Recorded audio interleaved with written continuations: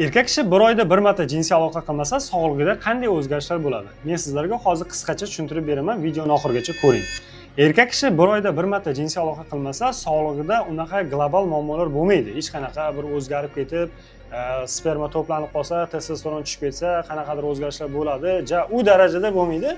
Lekin erkak kishi bir oyda bir marta jinsiy aloqa qilmasa, ayrim erkaklarda libido, ya'ni jinsiy aloqa bo'lgan xohish ko'tarilishi yoki bo'lmasa tushishi mumkin va undan tashqari tungi polyutsiya, ya'ni tushda bo'shalib qo'yish. Bu holat lekin erkakning kasalligini ko'rsatmaydi. Bu holat erkakning erkakligini ko'rsatadi. Ya'ni unda hirs kuchli, ya'ni ayol kishiga bo'lgan xohish kuchlilikning hisobiga, miyada o'y-xayol, shu narsani ko'p o'ylashning hisobiga tungi polyutsiya, ya'ni tushda bo'shalib qo'yish holatlari kuzatilishi mumkin. Va bundan tashqari stress holatlar, asab buzilishi va charchoq holatlari, uyquni buzilish holatlari kuzatilishi mumkin. Agar erkak kishida jinsiy aloqa bir oy davomida va undan ko'p vaqt davomida bo'lmasa, prostata bezida o'zgarishlar, siyishdagi muammolar, tez bo'shalish holatlari kuzatilishi mumkin. Lekin bir oyda bir marta jinsiy aloqa qilmasa, erkak kishida sog'lig'ida hayotiga xavf tug'diruvchi holatlar yuzaga kelmaydi. Bu videoni kerakli odamlarga yuborib qo'ying va foydali ma'lumotlar uchun profilga obuna bo'lishni esingizdan chiqarmang.